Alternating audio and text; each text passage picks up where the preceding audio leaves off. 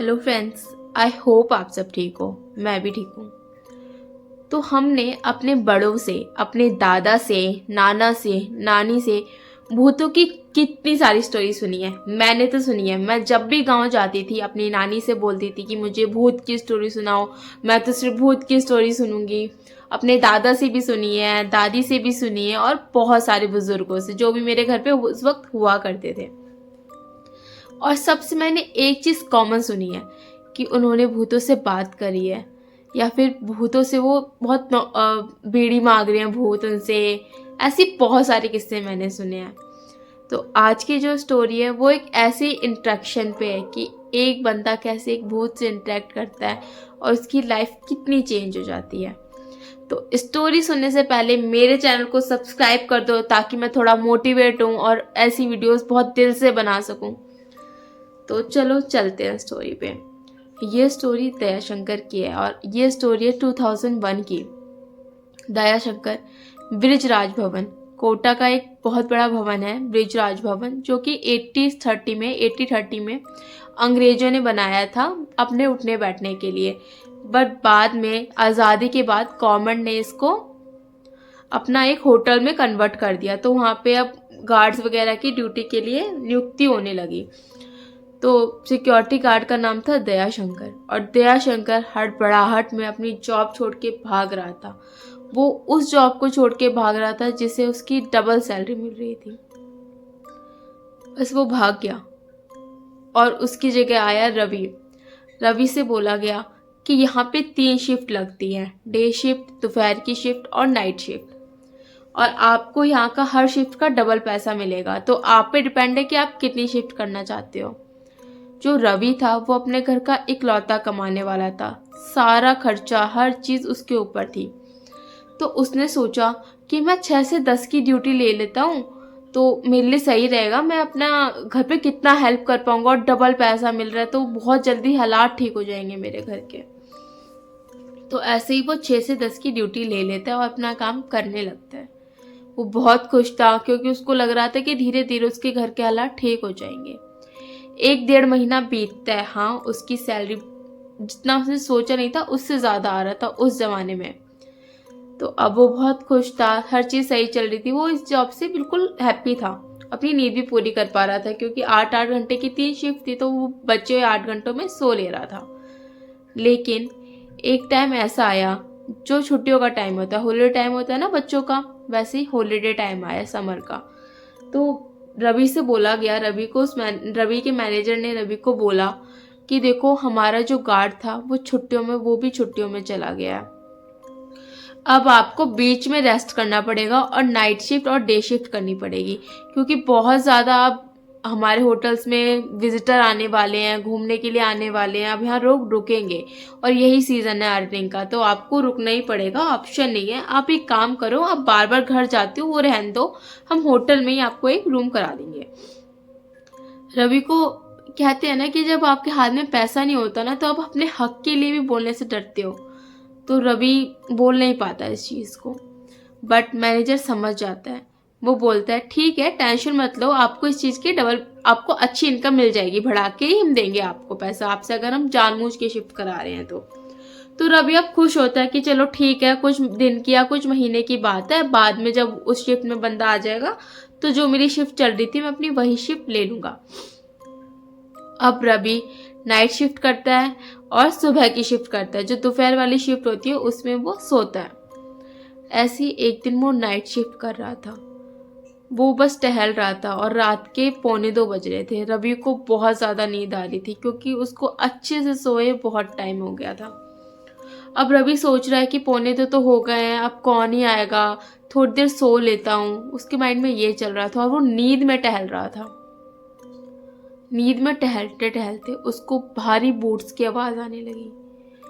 अब वो ब्रिजराज भवन का ऊपर नीचे का चक्कर लगा रहा है, वो टहल रहा है और उसको अपने साथ साथ किसी के चलने की आवाज़ आ रही है, और जो साथ में चल रहा है पूरा महसूस हो रहा है कि उसने बूट्स पहने हैं।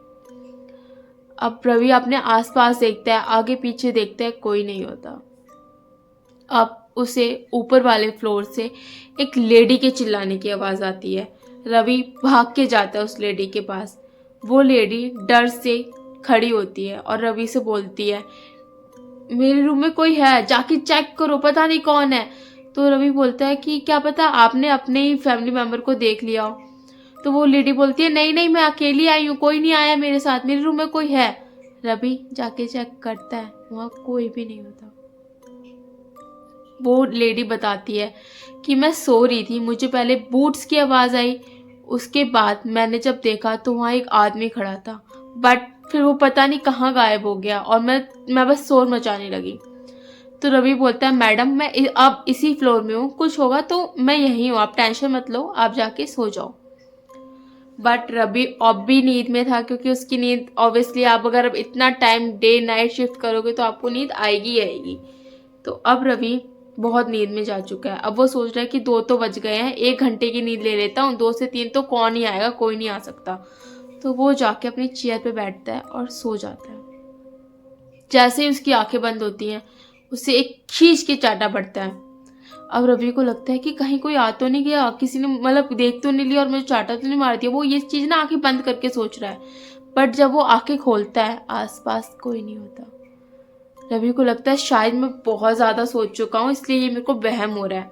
बट रवि अभी भी नींद में है। उसकी एक और झपकी लगती है और फिर वही तमाचा, खींच के उसको तमाचा में पड़ता है। बट इस बार चाटा मारने वाला हाथ और चाटा मारने वाला आदमी उसके सामने था। वो उस आदमी को देखता है और सदमे में, क्योंकि वो आदमी बिल्कुल आदमी की तरह नहीं था, इंसान की तरह तो बिल्कुल भी नहीं था। दिख रहा था कि ये कुछ और ही चीज़ है। और वो जो उसको देख रहा था ना, वो जो आदमी था वो उसको जो देख रहा था, ऐसा लग रहा था कि उसकी आंखों से पता चल रहा है कि ये नहीं चाहता कि मैं सोऊं। और वो चीज़ गायब हो गई, उसकी आंखों के सामने सामने गायब हो गई। उसको चाटा मारा, जगाया और गायब हो गई। अब रवि कांप चुका है, रवि पूरी तरह डर चुका है। उसके साथ एक ऐसा इंसिडेंस हो चुका है जो उसको लाइफ टाइम याद रहने वाला है और हॉरर भी है। अब रवि कांप रहा है और अब वो देखता है कि उसका मैनेजर सामने से चल के आ रहा है। सुबह के 4:30 हो गए हैं। मैनेजर उसको जैसे ही देखता है कि वो कांप रहा है, वो समझ जाता है कि रवि के साथ भी हादसा हो गया है। अब नहीं पता कि वो और रुकेगा और काम करेगा या नहीं करेगा।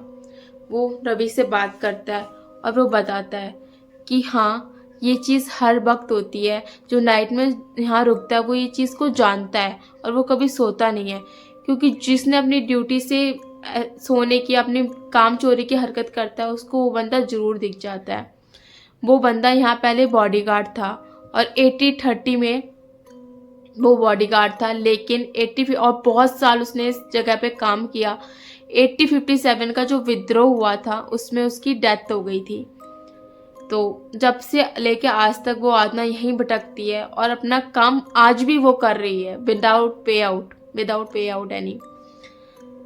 तो रवि को जब ये बात पता लगती है कि उस पर निगरानी रखी जा रही है, किसी HR के द्वारा नहीं, किसी मैनेजर के द्वारा नहीं, एक होस्ट के द्वारा जो पहले यहाँ काम करता था, रवि बहुत ज़्यादा डर जाता है और जॉब छोड़ देता है। उसे लगता है कि पैसे तो मैं अर्न कर लूँगा, अगर ज़िंदा रहा तो ही तो अर्न करूँगा ना, तो ही तो अपने फैमिली को सपोर्ट करूँगा ना।